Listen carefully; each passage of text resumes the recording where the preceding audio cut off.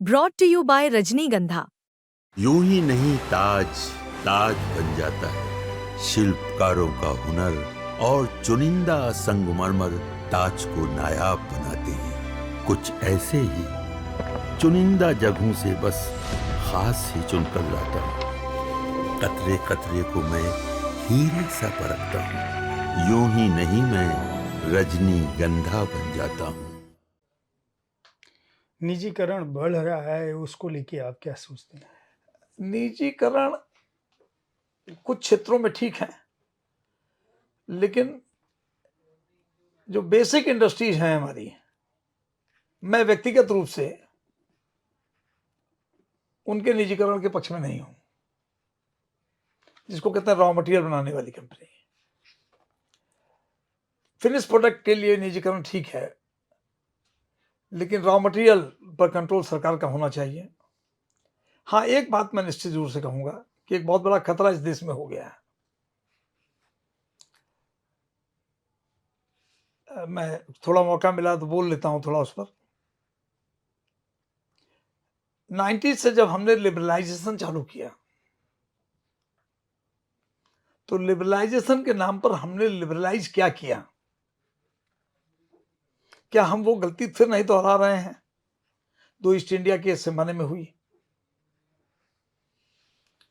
हम एमएनसीज को बड़ी तेजी में आमंत्रित कर रहे हैं देश के अंदर, और धीरे धीरे उनको 100% शेयर्स की इजाजत दे दिया कि तुम पूरी तरह से आ जाओ। मुझे लगता है इसका दूरगामी क्या परिणाम होगा, इस पर ध्यान देना चाहिए कि उनको इसके राष्ट्र के लोगों के साथ उनका कोई सेंटिमेंट नहीं है। कॉर्पोरेट का काम है, केवल धन कमाना नहीं है कॉर्पोरेट का काम, और ज्यादातर कॉर्पोरेट पब्लिक शेयर्स के बल पर खड़े हैं। पब्लिक इशू से जनता पैसा लगाती है, तो जनता का कल्याण, कल्याण का मतलब नहीं दान देना, कैसे देश तरक्की करे, कैसे देश के लोग तरक्की करें, इसमें कॉर्पोरेट की बहुत बड़ी भूमिका होनी चाहिए, क्योंकि देश की इकोनॉमी पर उनका वर्चस्व होता है। लेकिन एमएनसीज का जो है, कोई भी सेंटिमेंटल रिलेशन इस देश के नागरिकों के साथ नहीं है। वो खाली व्यापार करने आए हैं। वो इस देश के लोगों को इतना मुनाफा ही नहीं बांटते। आज सारा ऑटोमोबाइल सेक्टर, एफएनजी सेक्टर, दवा का सेक्टर, सब कॉर्पोरेट, सारा आईटी सेक्टर्स, सारा एमएनसी के हाथ में जा रहा है। विस्तारवाद नहीं चाहिए इनको। आज के दिन साम्राज्यवाद कोई नहीं चाहता, जमीनों पर कब्जा नहीं चाहता, लेकिन इकोनॉमिक पर कंट्रोल करना चाहते हैं लोग। क्या हमारे देश की इकोनॉमी मल्टीनेशनल्स के हाथ में कंट्रोल नहीं होती जा रही है?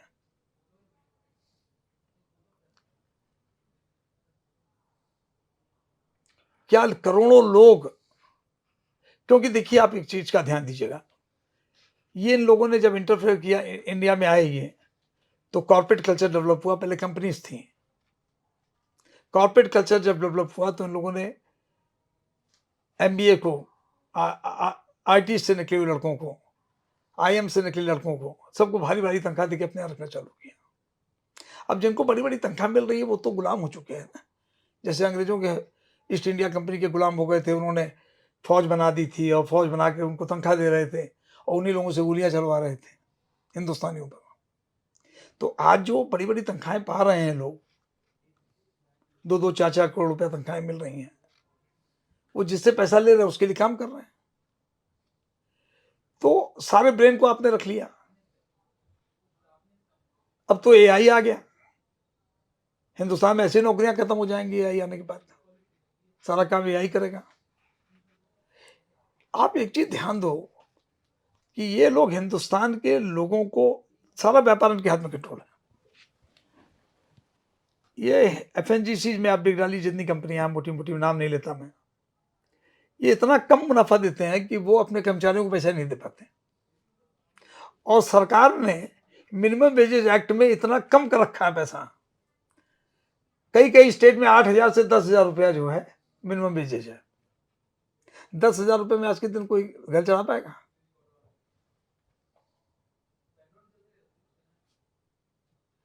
₹10,000 में घर चलाएगा अब वो रिपोर्ट अभी 2 दिन पहले आएगी, $3 प्रतिदिन गरीबी की रेखा है। $3 का मतलब हुआ 360-70 रुपया, 9,000-10,000 रुपया। 9,000-10,000 रुपया एक इंडिविजुअल उसको मिलेगा अगर, तो वो गरीबी रहेगा ना। 5 लोगों का परिवार है उसका, 3 लोग का परिवार भी हो, तो हमारे यहाँ दुनिया में सबसे कम मुनाफा दिया जा रहा है। ये मल्टीनेशनल कंपनियां सबसे कम मुनाफे पर हिंदुस्तान में काम करवा रही हैं, खुद मुनाफा कमा रही हैं, लेकिन मुनाफा नीचे नहीं बांट रही है, जिससे कि यहाँ के लोगों को प्रॉपर तनख्वाह नहीं मिल रही है। इसलिए मैंने कहा कि मिनिमम वेजेस को बढ़ाने की जरूरत है, और मिनिमम वेजेस बढ़ाइए और एमएनसीज को और कॉर्पोरेट को कहिए सब डिस्ट्रीब्यूट करें पैसे को। पैसा लोगों की जेब में आएगा, उपभोक्ता लोग बढ़ेंगे, तभी जाके छोटी छोटी इंडस्ट्रियां डेवलप होंगी, तभी 20 करोड़ लोग जो 26 करोड़ लोग जो खेती में लगे हैं, इसमें से 10-12 करोड़ लोगों को बाहर निकाल करके इंडस्ट्री में लगाया जाएगा, तभी देश का राष्ट्र का डेवलपमेंट होगा। आपके दिमाग में कभी ये नहीं आया कि इतने बहुमूल्य और महत्वपूर्ण विचार आपके दिमाग में आते रहते हैं, मैं सीधे राजनीति में जाऊं और राजनीति में पैठ बना के देश के कल्याण की कोशिश करूं? मांडे जी, राजनीति, राजा बनना तो हाथ में लिखा है आदमी के। जब हाथ में लकीरें होती हैं तो राजा बन जाता है। जो कुछ नहीं जानता वो भी देखिए राजा बन जाता है। लेकिन महान बनने के लिए कर्म चाहिए। तो मुझे मालूम है मेरे हाथ में लकीर नहीं है राजा बनने की। तो कई बार मौके मिले मुझको, अच्छे मौके मिले। 93-94 में अशोक सिंघल जी ने मुझे कहा था पार्लियामेंट लड़ने के लिए, लेकिन परिस्थितियां मेरे घर की नहीं थी कि मैं लड़ सकता। तो जब मेरे हाथ में लिखा ही नहीं था, तो मुझे लगा कि राजा बनने से बेहतर है कि कर्म करो अच्छे। राज तो समाज के लिए, बिना राजा बने, बिना राजनीति में जाए भी आप अच्छे काम कर सकते हो।